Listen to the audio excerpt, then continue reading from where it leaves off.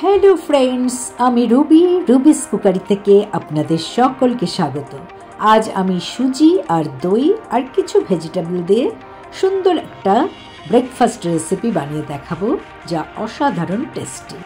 একটা ছোট বাটির 1 বাটি সুজি নিয়েছি, কিছু পেঁয়াজ কুচি, বাঁধাকপি কুচি, টক দই, গাজর কুচি, green capsicum, red capsicum, yellow capsicum কুচি। তা এত কিছু সবজি না হলেও চলবে।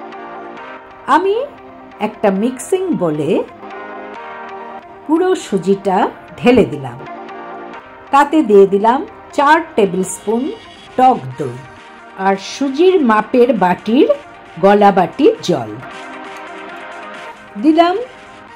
1 টিস্পুন চিনি, 1 টিস্পুন সাদা তেল, স্বাদ মতো লবণ। এই দিয়ে আমি একটা পেস্ট বানিয়ে, কত সুন্দর পেস্ট হয়েছে দেখুন। কনসিস্টেন্সিটা এরকম হবে। আমি এবারে এখানে 1/2 টিস্পুন সাদা জিরে নিয়েছি। এবার সমস্ত ভেজিটেবল 1 থেকে 2 টেবিল স্পুন করে আপনাদের পছন্দ মতো দিয়ে দিতে। তবে এত ভেজিটেবল দেওয়ারও কিন্তু দরকার নেই, ঘরে মোটামুটি যা থাকবে সেই ধরনের সবজি এখানে অ্যাড করব।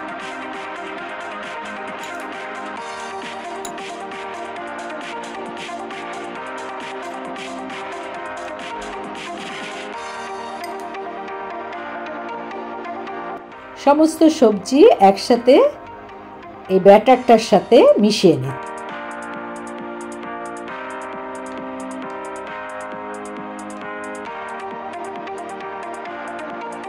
সব কিছু ভালোভাবে মেশানো হয়ে গেছে।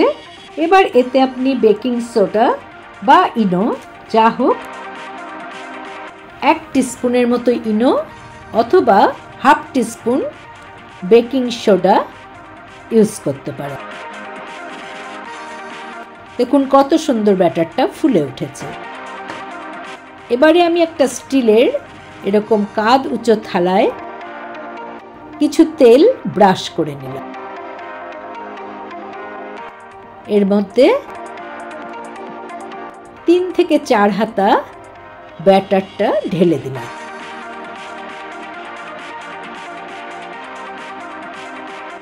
আমি একটা কড়াতে বেশ কিছু পরিমাণ, প্রায় 3 কাপের মতো জল নিয়েছি। তার উপর একটা পাতলা থালা ওপর করে ঢাকা দিয়ে তার উপর এই ব্যাটারের থালাটা বসিয়ে দিলাম। এবারে ঢাকা দিয়ে এটাকে আমি 10 মিনিট বেক করব। গ্যাস জ্বালিয়ে দিয়েছি। জলটা ফুটে ওঠার পর দেখুন প্রায় 5 মিনিটের মাথায় কতটা ফুলে উঠেছে। আমি এখানে সামান্য লাল লঙ্কার গুঁড়ো ছড়িয়ে দিচ্ছি, এতে কালারটাও খুব ভালো লাগবে এবং খাওয়ার সময় টেস্টিও লাগবে। একইভাবে আমি 3টে স্টিলের বাটির মধ্যে কিছু তেল ব্রাশ করে নিচ্ছি।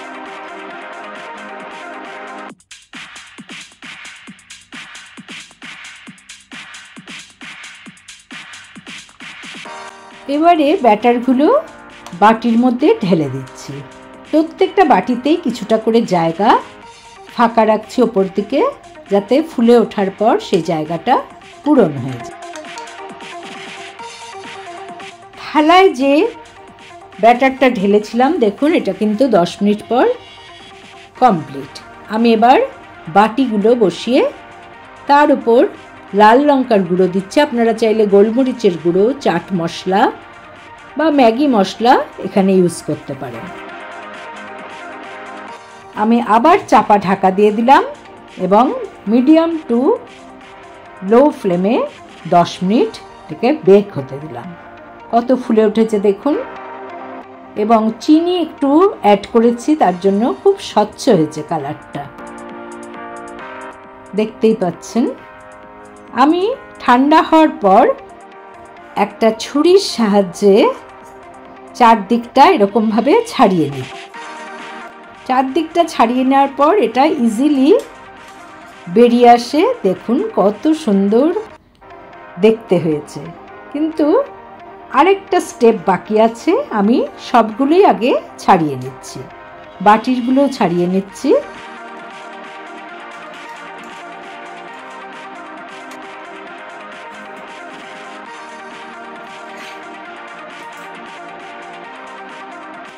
সবগুলো ছাড়ানো হয়ে গেছে। আমি এবার একটা চাটুতে অল্প করে 2 টেবিল স্পুনের মতো তেল ব্রাশ করে নিচ্ছি।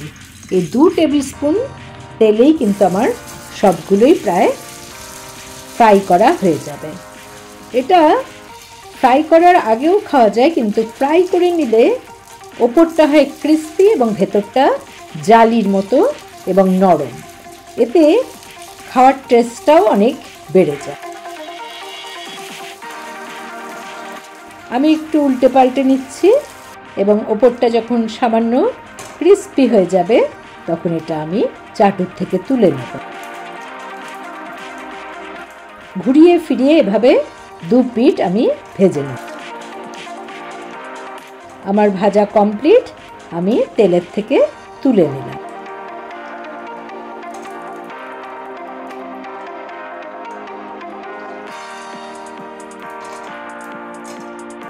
বাটির সাইজেরগুলো আমার ভাজা হয়ে গেল। এবার থালায় যেটা করেছিলাম ছড়ানো, সেটা ওই একই বেঁচে থাকা তেলের মধ্যে দিয়ে দিলাম।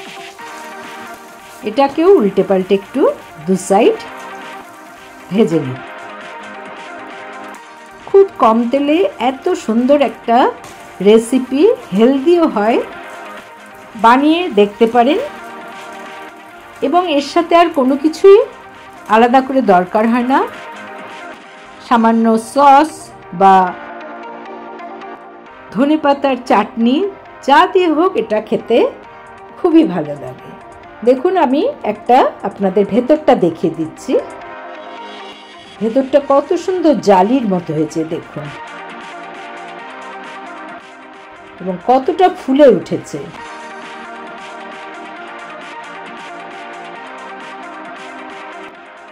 তাহলে বন্ধুরা, অবশ্যই বাড়িতে এই প্রসেসে ব্রেকফাস্ট বানিয়ে ফেলুন এবং ভালো লাগলে আমার চ্যানেলে লাইক করুন, কমেন্ট করুন, শেয়ার করুন।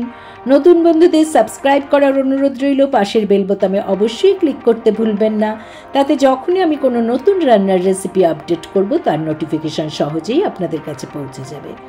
ভালো থাকুন, সুস্থ থাকুন, আবার দেখা হবে। Thanks for watching.